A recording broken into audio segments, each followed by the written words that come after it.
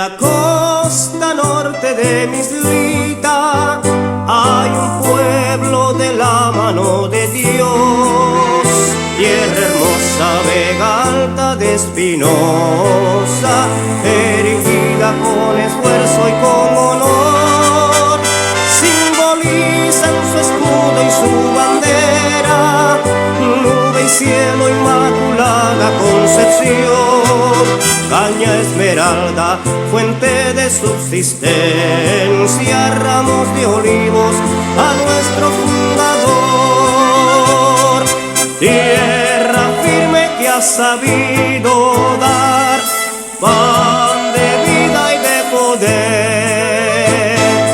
Aprendimos a esperar con bondad la llegada de cada amanecer.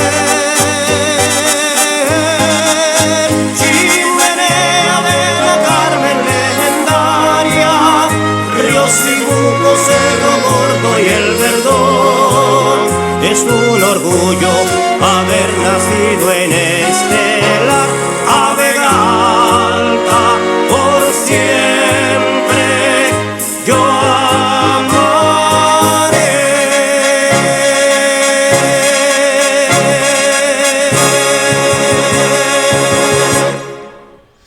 Bienvenidos a Canal Cultura Boricua. Hoy tenemos en pantalla una pintura dedicada al pueblo de Vega Alta. Y ahí tenemos la iglesia en el centro, donde hay una fuente. Y arriba está una estatua muy conocida por toda la gente de Vega Alta. Los vegalteños lo conocen donde quiera que está, porque esa es una de las figuras, o la figura más importante que ha dado ese pueblo, la más famosa en cuanto a la historia de ese pueblo. Y nos referimos a Gilberto Concepción de Gracia, que fue un político de aquella época.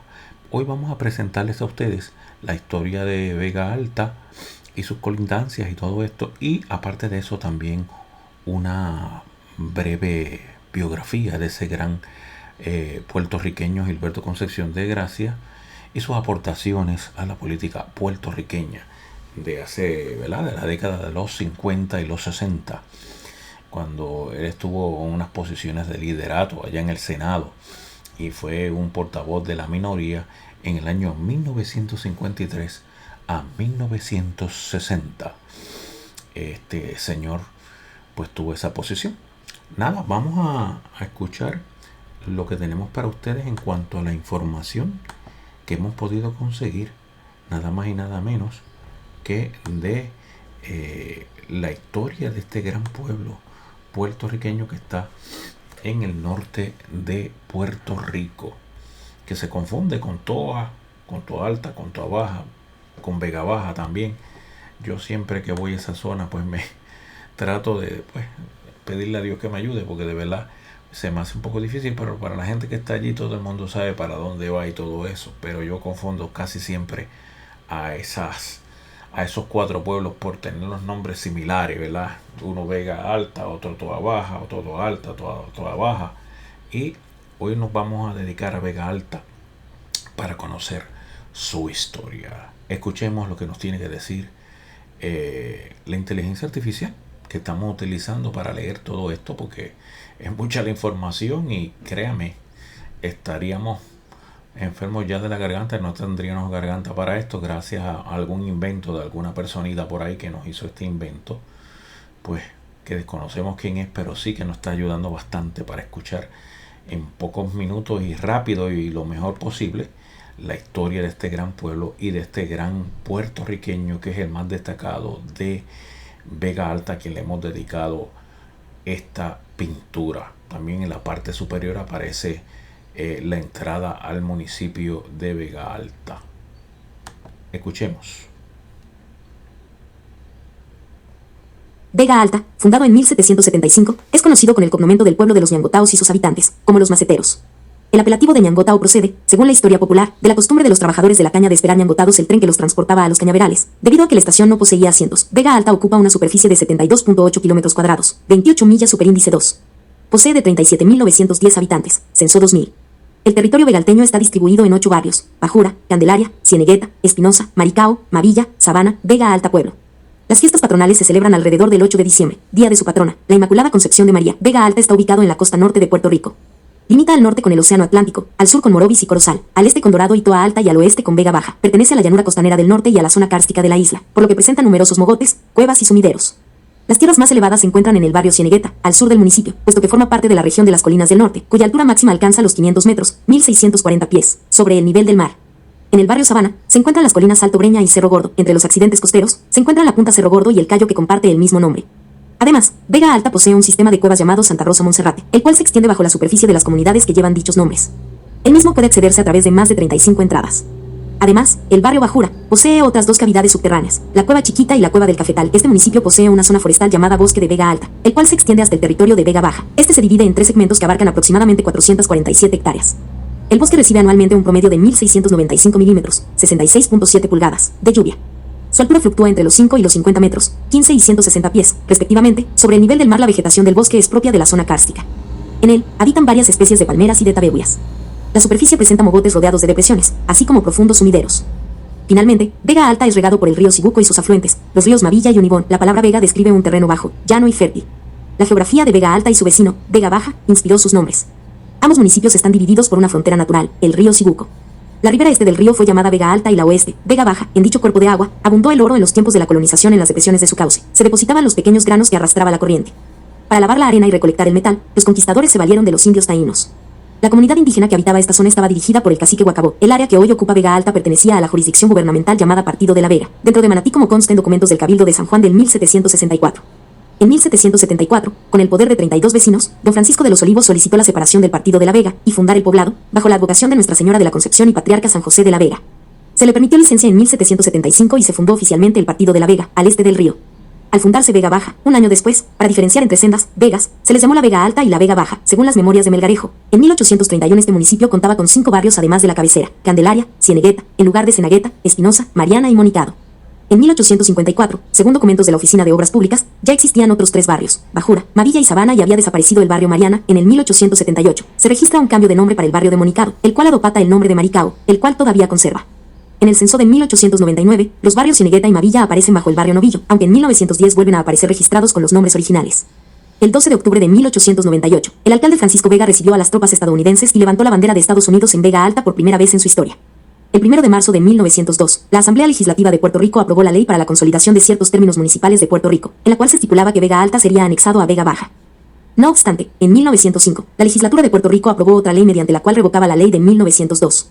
El municipio de Vega Alta volvió a constituirse como municipio con los límites originales y manteniendo la misma organización territorial. Actualmente, en Vega Alta se cultivan granos, frutos menores, plátanos, plantas ornamentales y flores.